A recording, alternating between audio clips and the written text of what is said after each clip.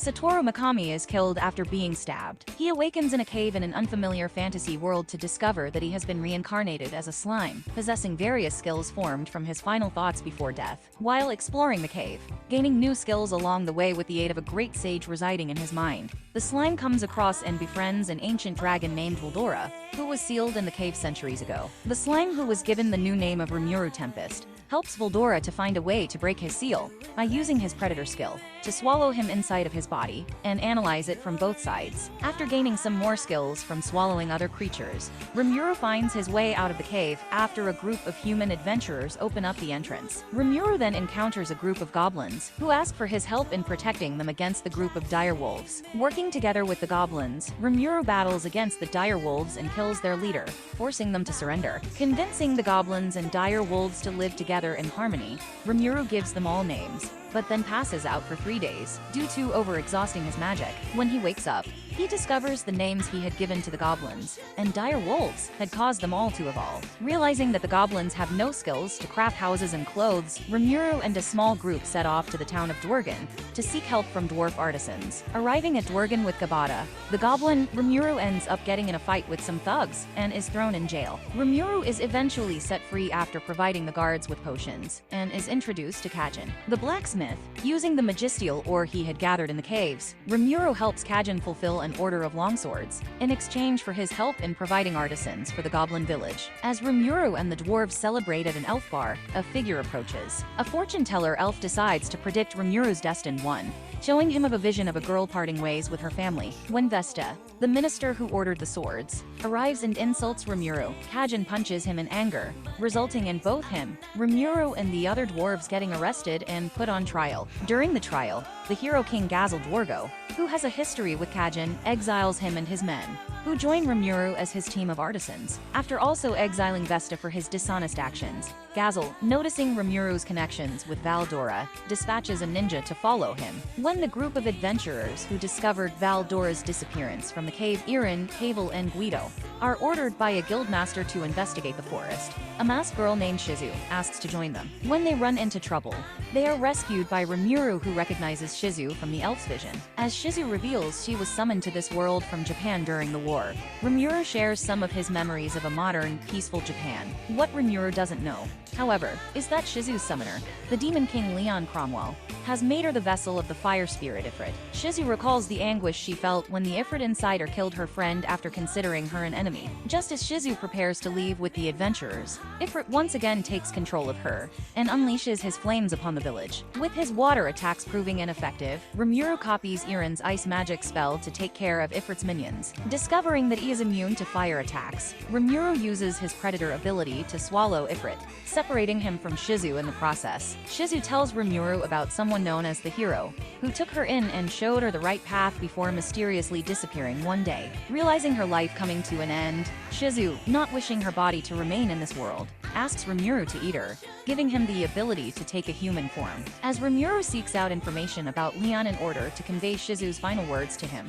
a masked man named Jelmid recruits an orc that he names Geld, with the intention of bringing forth a great orc disaster in the forest. As Rimuru familiarizes himself with the form and abilities he inherited from Shizu, the orc has come under attack by a group of ogres, who claim Rimuru has been manipulating orcs to attack their village. After a show of strength, Rimuru manages to convince the ogres that he is not their enemy, and invites them to the goblin village to talk things over. Learning that the orcs who attacked the ogre village were being led by a masked magician, Rimuru proposes that the ogres join him as his subordinates. Agreeing to a temporary alliance until the orcs are defeated, Rimuru names the ogres Benimaru, Shuna, Xian, Hakuro, So, and Kurub, evolving them into Kajins. Meanwhile, the chieftain of the lizardmen, sensing an orc lord is controlling the thousands of orcs heading their way, sends his son, Gabiru, to enlist help from the goblins. It has been a few days since Benimaru and the other ogres joined Rimuru. Gabiru arrives at Rimuru's village to try and get everyone to serve under him to fight the orcs. Gabata is sent in to duel against Gabiru,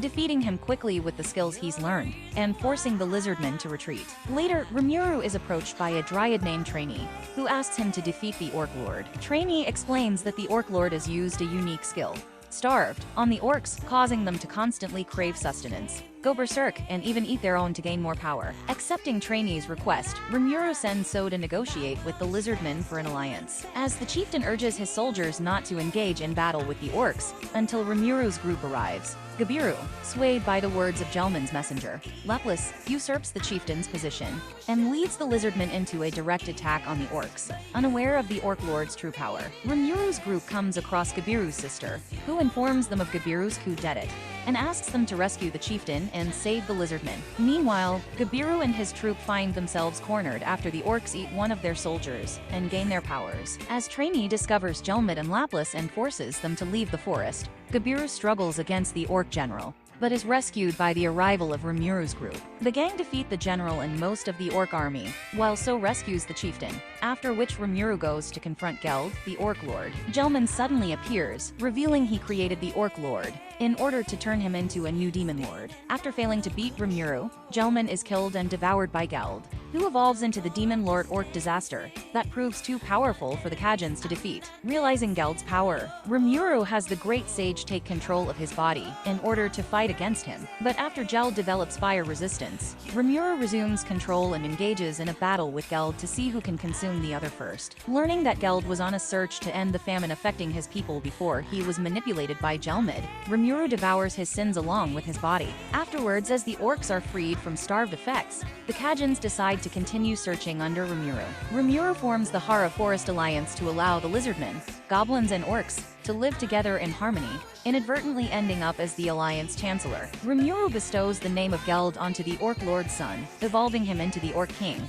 and the other orcs into High Orcs. Then he gives the Lizardman chieftain a name Abidu. Later, Gabidu is excommunicated and exiled from the Lizardmen and embarks on a journey. 3 months later, Dwarf King Gazel and his army appear at the Goblin village to challenge Rimuru to a duel and determine his true nature. After Rimuru succeeds in blocking all of his strikes, and upon learning the two shared the same sword master, Hakuro, Gazel accepts he's not evil and offers a treaty between their groups. The Jora Tempest Federation is formed and recognized as an official nation. 2 days after forming an alliance with Rimuru, Gazel visits again, bringing Vesta, who apologizes to Rimuru and Kaishin for the trouble he had caused in the past, and begins to work for them as a researcher. Gabidu and his sister, along with several other lizardmen, also become Rimuru's servants, evolving into dragon newts after Rimuru names them. Some time later, Milimnava, one of the demon lords, takes an interest in the Jora forest after the orc lord's defeat and approaches Rimuru. Fearing for their master's safety, Ranga and the Kaishans appear to defend Rimuru,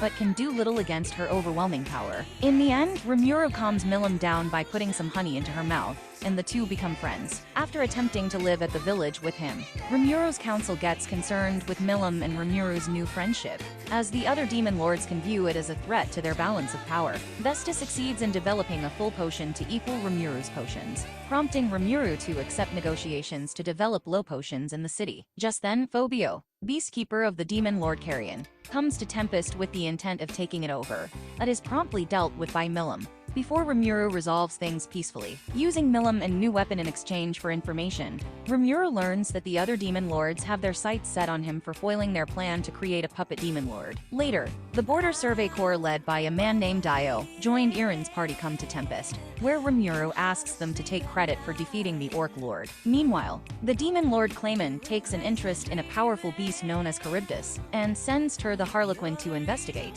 While Phobio fumes over his humiliation at Milim's hands, Tur and Footman, two of Clayman's Harlequin, approach and convince him to become a demon lord himself, so he can get revenge on Milim. All he must do is let Charybdis possess his body and maintain control. Phobio breaks the seal on Charybdis. Tur reveals she was under orders to revive Charybdis and send it Milim's way. Trainee's sister, Tria, warns Rimuru of the arrival. Born from a cloud of Veldora's magic tools, Charybdis is the mindless ruler of the skies, focused only on destruction. It has summoned 13 Megalodon from the spirit world to aid in its rampage, and is heading to Dura. Rimuru and the Dorgan Empire prepare for battle, assisted by 100 Pegasus Knights from Dorgan. Rimuru's forces destroy the Megalodons, and attempt to destroy Charybdis with a full-scale attack, but fail. Rimuru then battles Charybdis himself, only to discover it's possessing Phobio, and its true target is Milim. By Rimuru's request, Milim defeats the Charybdis while sparing Phobio's life. After the battle, Phobio apologizes for all the trouble he caused, and his master, the demon lord Carrion, establishes a non-aggression pact with Tempest. Rimuru and the others finally discover that all the troubles they had faced recently were caused by Clayman's Harlequin. The city celebrates its victory with filleted megalodon. That night, Rimuru has a dream about Shizu's regret over not being able to help her students, 5 children brought to this world. Rimuru goes to the kingdom of Ingrasia with Ranga to see them. There, he meets Yuki Kagutazaka, the grandmaster in charge of the children, a teenager himself. Yuki arranges for Rimuru to teach Shizu's students, but warns him that while the 2 of them are otherworlders who came here, the children are summons meant to be weapons for the summoner. They have so much energy in their young bodies that it will kill them within 5 years. Rimuru vows to honor Shizu's wish and find a way to save them. Shizu's students don't show Rimuru much respect, so he decides to show them the difference in their skill in a series of duels. Kenya uses fire magic, Chloe water magic, Gale fires magic bullets, Ryota uses body enhancements, and Alice uses puppetry to control toys to attack him. They lose and accept him as sensei. Rimuru visits Trini, believing the children will survive if inhabited by superior spirits, since Shizu was summoned as a child, but lived to adulthood, possibly because of Ifrit. Trini directs him to the dwelling of spirits, but with the Queen of Spirits, the Dryad once served dead, they have lost their link to it, and no longer know the entrance. While on a picnic with the students, they see a sky dragon heading to the capital, and Rimuru interferes and eats it with gluttony. Njolnir, a merchant Rimuru's appearance saved, invites them to dinner. Njolnir knows who Rimuru is, and Rimuru invites him to come to Tempest to help them sell their wares. He agrees. Njolnir's assistant asks the Queen of Spirits to protect the children after dinner. She tells a curious Rimuru she came from a village near the dwelling of spirits. He, Ranga and the children head to its location. Rimuru, Ranga and the students enter the dwelling of spirits, and a spirit in the opening labyrinth battles them with a giant metal golem to test them, though Rimuru quickly incinerated it. The labyrinth spirit introduces herself as Ramris, one of the 10 demon lords. Though she's so small no one believes her. She explains that Leon, who summoned Shizu, used to be a hero before he fell from grace, and became a demon lord. Likewise, she used to be the Queen of Spirits before dying and returning as a demon lord.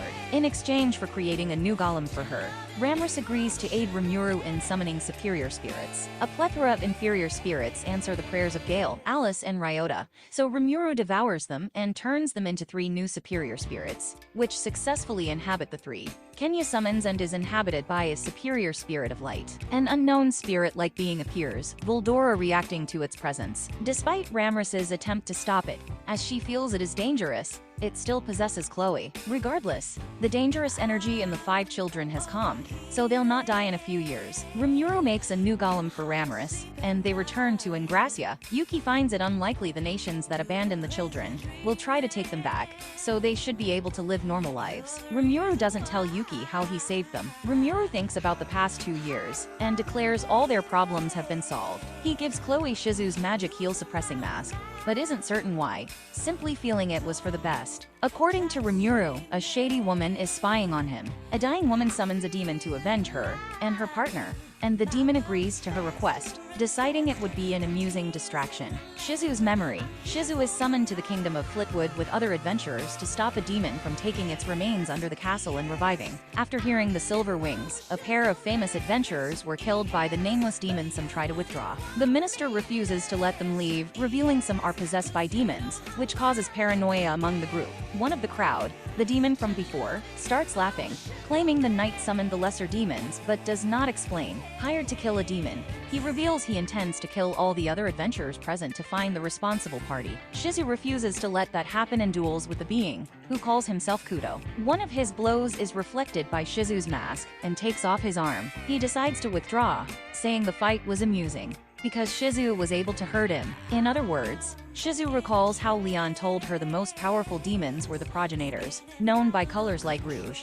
red, and noir, black. One of the knights summons her to King and takes her beneath the castle. It is revealed the king and minister were puppets of the same demon she was hired to stop, who was taken on the persona of Orthos, the hero who previously defeated him, thus gaining the name Orthos and becoming an archdemon. They intend to sacrifice the adventurers and Shizu, who is still worn out from her fight, to regain his full strength. Orthos is able to defeat her, but Kuro timely appears and kills the king and minister. He reveals he was summoned by the dying Silver Wings to avenge them and keep his promises. He scolds Orthos for being overconfident despite being a dependent of Rouge, and destroys his soul. Officially, the king and minister were killed by Kuro, who Shizu then defeated. As long as they keep their story straight, Kuro says that he has no reason to target Shizu before leaving. In the post-credits, Kuro observes Rimuru through a scrying glass, and declares that next time Rimuru will lead him, quote, to the truth of this lost world. And that's the end of the video. As always, if you liked what you saw, subscribe to the channel. I'll be uploading a lot of videos just like this,